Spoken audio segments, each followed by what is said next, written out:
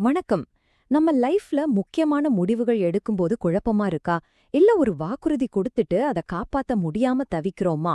இப்படிப்பட்ட நேரங்கள்ல நமக்கு ஒரு சரியான வழிகாட்டுதல் தேவைப்படுது இல்லையா? அந்த வழிகாட்டுதல் பல ஆயிரம் வருஷங்களுக்கு முன்னாடியே மகாபாரதத்தோட பக்கங்கள்ல விதுர நீதி அப்படிங்கிற பேர்ல நமக்காக இருக்கு. காலத்தையே வென்ற இந்த ஞானம் இன்னைக்கு நம்ம வாழ்க்கையை எப்படி இன்னும் அழகாக்க போகுதுன்னு நாம இப்ப பார்க்கலாம். யோசிச்சு பார்த்தா நம்மளோட ஒவ்வொரு நாளுமே ஒரு போர்க்களம் மாதிரிதான். நாம எடுக்கிற முடிவுகள், கொடுக்கிற வாக்குறுதிகள், பழகுற நண்பர்கள், இது எல்லாம் தான் நம்மளோட ஆயுதங்கள். இந்த வாழ்க்கை களத்துல தடுமாறாம ஜெயிக்கிறதுக்கு ஒரு மேப் வேணும்ல, அந்த மேப் தான் இந்த விதுர நீதி. அப்போ யார் இந்த விதுரர்? அவர் வெறும் ஒரு மந்திரி மட்டும் இல்ல. பாண்டவர்களுக்கும் கௌரவர்களுக்கும் சகோதரர் முறை, ஹஸ்தினாபுரத்தோட தலைமை அமைச்சர். ஆனா இது எல்லாத்தையும் விட முக்கியமா, அதிகாரம், பேராசை, சூழ்ச்சின்னு எல்லாம் நிறைஞ்சிருந்த ஒரு சபையில தைரியமா உண்மைய பேசின ஒரே ஒருத்தர்.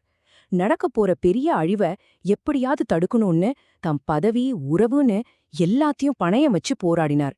அதனாலதான் அவரை மகாபாரதத்தோட மனசாட்சினே சொல்றாங்க. அப்படிப்பட்ட ஒருத்தரோட வார்த்தைகள் இன்னைக்கும் நமக்கு வழிகாட்டுறதுல ஆச்சரியமே இல்ல. விதுரர் சொல்ற இந்த நீதினா என்ன? அது ஏதோ சட்டம் இல்ல, இல்லனா ரூல்ஸ் அண்ட் ரெகுலேஷன்ஸ் கிடையாது. இது ஒரு வாழ்வியல் நெறி. அதாவது மனசாட்சிப்படி நேர்மையா, அதே சமயம் வெற்றிகரமா வாழ்றதுக்கான ஒரு ப்ளூ பிரிண்ட். இந்த அடிப்படைய மனசுல வச்சுக்கிட்டு அவர் சொல்ற முதல் முக்கியமான அறிவுரை என்னன்னு பார்க்கலாம். சரி, நாம வெளிய உலகத்தை ஜெயிக்கிறதுக்கு முன்னாடி முதல்ல ஜெயிக்க வேண்டியது நம்மளதான் இல்லையா? விதுரர் முதல்ல சொல்லிக் கொடுக்கறது அதுதான். நம்மளோட உணர்ச்சிகளும் நம்ம உடல்நிலையும் நம்ம எடுக்கிற முடிவுகளை எப்படி பாதிக்குதுன்னு புரிஞ்சுக்கிட்டாலே போதும், பாதி தப்ப சரி பண்ணிரலாம். அப்படி நாம மௌனமா இருக்க வேண்டிய நேரங்கள் எதுன்னு அவர் சொல்றாரு பாப்பமா. இதுல ரெண்டு முக்கியமான விஷயங்களை அவர் பிரிச்சு சொல்றாரு. ஒன்னு, முடிவுகள் எடுப்பதை எப்போ தவிர்க்கணும், இன்னொன்னு வாக்குறுதிகள் கொடுப்பதை எப்போ தவிர்க்கணும். உண்மையிலேயே நம்ம வாழ்க்கையோட டைரக்ஷனையே மாத்தக்கூடிய ரெண்டு விஷயங்கள் இதுதானே. முதல் விதி, பசியோட இருக்கும்போதே எந்த முடிவும் எடுக்காதீங்க. ஏன் தெரியுமா? பசிய நம்ம உடம்ப மட்டும் பாதிக்காது, நம்ம மூளையையும் பாதிக்கும். ஒருவித எரிச்சல், அவசரம்னு மனநிலை சரியா இருக்காது.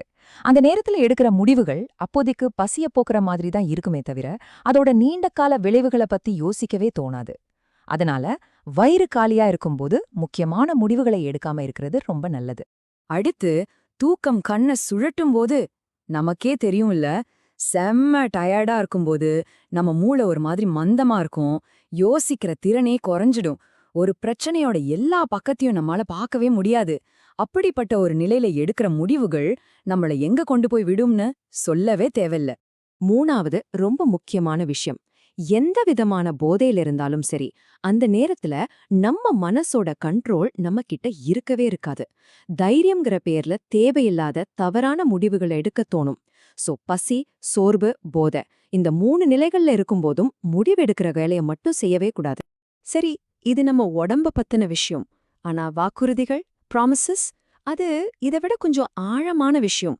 ஏன்னா நம்மள மீறி பேச வைக்கிறது நம்ம உணர்ச்சிகள் தான். விதுரர் சொல்றாரு, நம்ம வாயை இறுக்கமா மூடிக்கிட்டு இருக்க வேண்டிய 3 இமோஷனல் புயல்கள் இருக்கு. அது என்னன்னு பாப்போம்.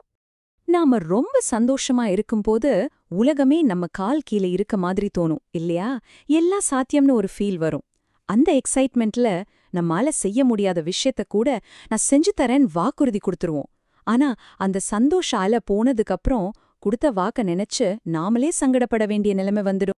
அதே மாதிரி ரொம்ப துக்கத்துல இருக்கும்போது நம்ம மனசு ரொம்ப பலவீனமா இருக்கும், ஒரு ஆறுதலுக்காக ஏங்குவோம். அந்த மாதிரி ஒரு விரக்தியான நிலையில சூழ்நிலைய சரி பண்ணணும்னு யோசிக்காம சில வாக்குறுதிகளா அள்ளி வீசிடுவோம். இதுவும் பிற்காலத்துல நமக்கு தேவையில்லாத சிக்கல்களை தான் உருவாக்கும்.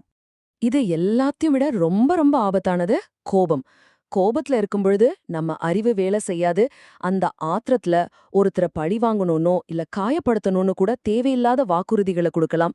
கோபம் தணிஞ்சதுக்கு அப்புறம் நாம சொன்ன வார்த்தைகளுக்காக நாமளே வருத்தப்பட வேண்டியிருக்கும்.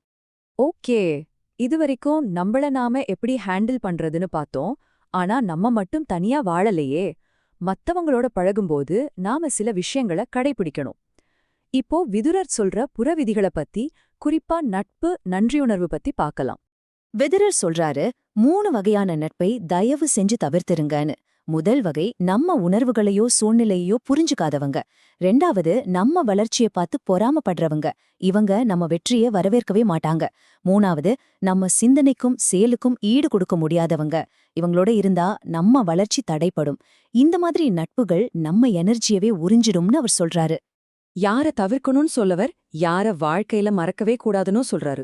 நமக்கு ஒரு கஷ்டம்னு வரும்போது ஓடி வந்து உதவி செஞ்சவங்க, நம்ம கிட்ட 1000 குறைகள் இருந்தாலும் அத பெருசுபடுத்தாம நம்மள அப்படியே ஏத்துக்கிட்டவங்க, உண்மையிலேயே நம்ம நல்லா இருக்கணும்னு நினைக்கிறவங்க.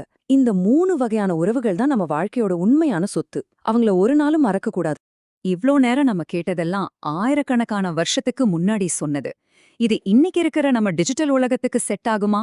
நிச்சயமா ஆகும். சொல்லப்போனா அப்போ இருந்ததை விட இன்னைக்கு தான் விதுரரோட தேவை நமக்கு ரொம்ப அதிகமா இருக்கு. கொஞ்சம் யோசிச்சு பாருங்க, 3000 வருஷத்துக்கும் மேல ஆயிடுச்சு. ஆனாலும் இந்த வார்த்தைகள் என்னைக்கும் எவ்ளோ பவர்ஃபுல்லா இருக்கு. கோபத்துல ஒரு ட்வீட் போடுறதுக்கு முன்னாடியோ, இல்ல சந்தோஷத்துல ஆன்லைன்ல ஒரு கமெண்ட் போடுறதுக்கு முன்னாடியோ இந்த அறிவுரை எவ்ளோ முக்கியம். இதுதான் இந்த நீதியோட சிறப்பு. இந்த விளக்கத்தோட கடைசியில நான் உங்ககிட்ட ஒரு கேள்வி கேக்குறேன்.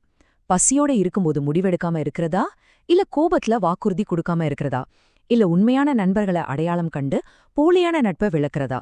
இன்னைக்கு இந்த நிமிஷம் உங்க வாழ்க்கைக்கு விதுரோட எந்த நீதி ரொம்ப தேவைப்படுது? யோசிச்சு பாருங்க. ஏன்னா உங்க பதில் தான் நீங்க எடுக்க போற அடுத்த சரியான முடிவா இருக்கும்.